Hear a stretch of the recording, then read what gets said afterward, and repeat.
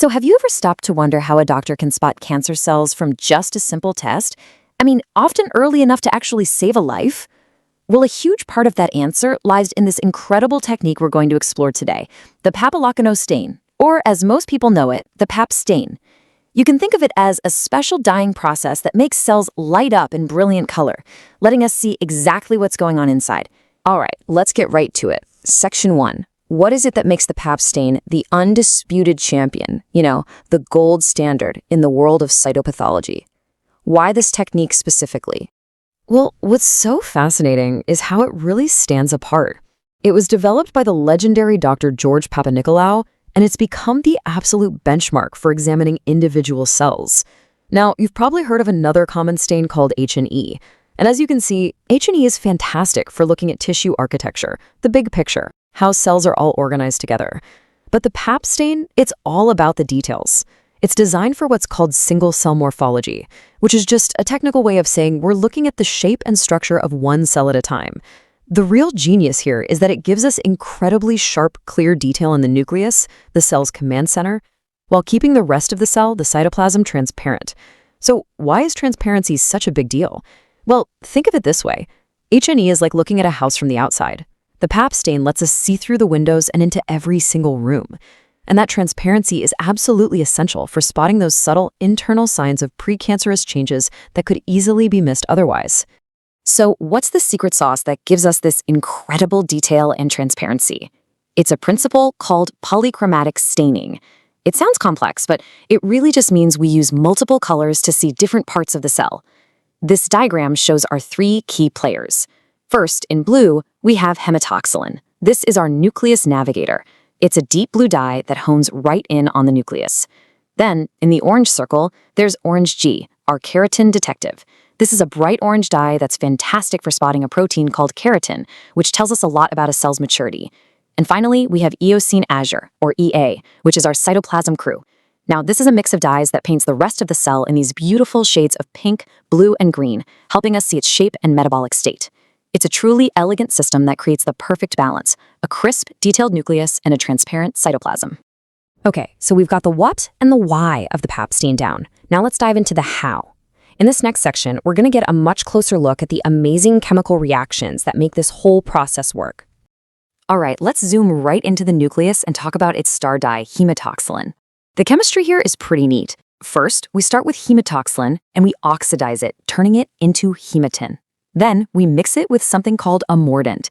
You can kind of think of it as a chemical matchmaker. This creates a powerful dye complex, that's B on the diagram, that is just ready to find its partner. And its partner, labeled A, is the cell's DNA, which has a negative charge. So the positively charged dye is drawn right to it and they bind together.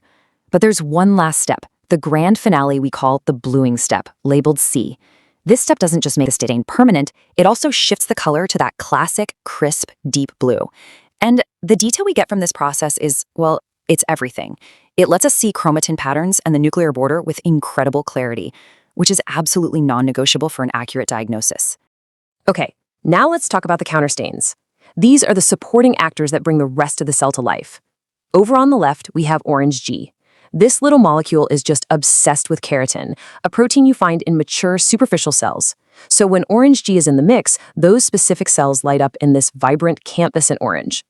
Then on the right, we have eosine azure, our artist's palette. This isn't just one dye, it's a carefully crafted mixture.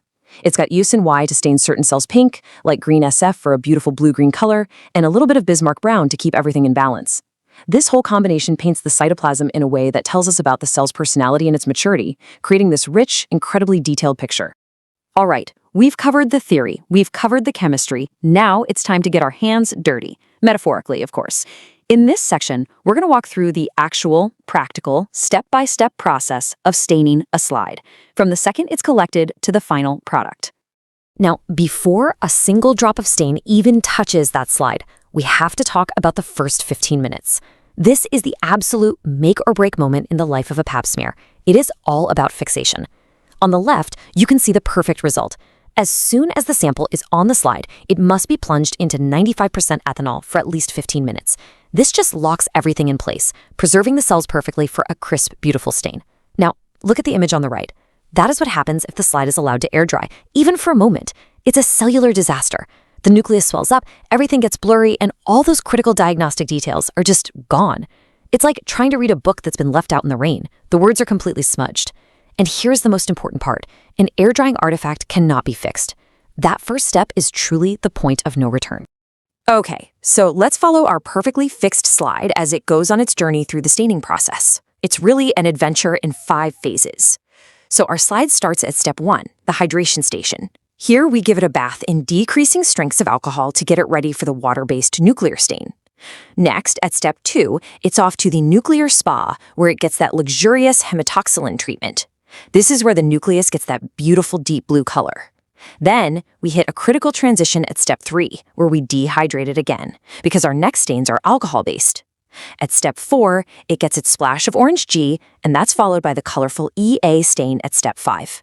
Finally, we're at the finish line. Steps 6, 7, and 8 involve a final dehydration, a clearing step with xylene to make it perfectly see-through, and then mounting a cover slip on top to protect it. It is a precise, multi-step dance, and every single step is timed perfectly to get that beautiful result. Okay, our slide is stained, it's mounted, and it's ready to go. Now comes the really fun part, learning how to read the story that it has to tell. So in this section, we're going to learn how to interpret the results and, just as importantly, what to do when things don't go quite right.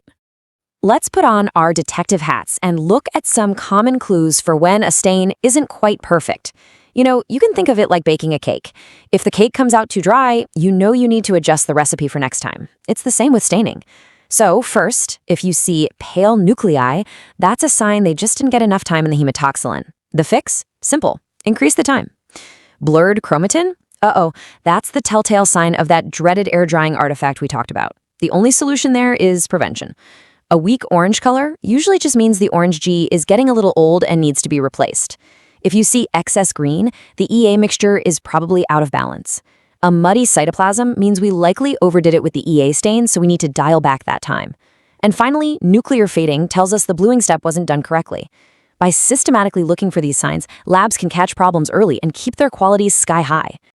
Now, before you can spot anything abnormal, you have to know what normal looks like. So let's meet the main cast of characters in our cellular story. From the very top layer, we have our superficial cells. These are flat, polygonal, and usually have pink or orange cytoplasm with a tiny nucleus. Next up are the intermediate cells. They're often boat-shaped with a delicate blue-green color and a slightly larger, more open nucleus. Deeper still, you'll find the parabasal cells. They're a bit smaller and rounder, but with a relatively large nucleus for their size. And finally, we have the endocervical cells, which often show up in these beautiful honeycomb-like clumps. Knowing these 4 normal cell types is the absolute essential first step to reading any slide. And now we get to the most critical part of the story. Learning how to tell the good guys from the bad guys. On the left, we see inflammatory changes. You can think of this as the cell's way of saying, hey, I'm a little stressed out right now. The nuclei might be a little enlarged, but their borders are still nice and smooth. It's a benign reaction. But on the right, we have a very different story. These are dysplastic changes, and they are a major warning sign that something could be seriously wrong. The nucleus is way too big for the cell, the color is too dark, that's what we call hyperchromasia, and the border of the nucleus is all irregular and jagged. It's like the cell has gone rogue. The ability to spot these subtle but incredibly profound differences is why the quality of the PAP stain is, quite literally, a matter of life and death. All right, so we've learned how to stain a slide and how to read the story it tells. But how do labs make sure they're getting it right every single time for every single patient? In our final section here, we're going to talk about the crucial importance of quality control, safety, and professional standards in the lab. So let's take a peek at a lab's daily quality control checklist. It's a very strict routine. First, under daily controls, they run a test slide that they know is perfect, just to make sure all their equipment and chemicals are working exactly as they should. It's like a daily checkup for their staining process. At the same time, they're constantly doing reagent monitoring. This just means keeping a close eye on their dyes. It's kind of like checking the expiration date on the milk in your fridge. You don't want to use it if it's gone bad. By tracking these trends over time, they can spot a problem with a reagent long before it has a chance to ruin a patient's slide. So what happens if that daily check shows a problem? Well, labs don't just guess. They put on their detective hats and perform what's called a root cause analysis. Let's say a stain comes out looking a little off. First, they check the color balance. Is the pH of the EA dye off, messing up the pink to green ratio? If that's not it, they check the nuclear definition. Is the hematoxylin getting old and weak? If that's not it, they'll check clarity. Is it possible that water got into the alcohol, ruining the transparency? This systematic approach makes sure they find the real source of the problem and fix it properly, and you can be sure that every single step gets documented to maintain their professional accreditation. Now, let's talk safety. As you can imagine, labs are working with some pretty serious chemicals, so they have to be incredibly careful. First up, you've got xylene. This stuff is no joke. It's a neurotoxin, so it must always be used in a special ventilated fume hood. Then there's ethanol, which is highly flammable. This is always stored in designated fire safety cabinets. Acid alcohol is corrosive, so gloves and goggles are an absolute must, and even the raw dye powders can be a respiratory hazard if you inhale them. Strict protocols for handling, storage, and waste disposal are absolutely essential to keep the lab staff safe. Staying on top of quality and safety isn't a one-time thing. It's a constant process. In the lab world, they have what's called the continuous improvement cycle. It's like a 4-step dance they do all year long. First, they validate any new procedures. Then, they document everything. After that, they trace and assess their work and staff competency. And finally, they improve based on everything they've learned. This entire cycle is driven by one critical risk statement. Poor staining can lead to a false negative result, which is a major clinical risk. It is all about minimizing that risk.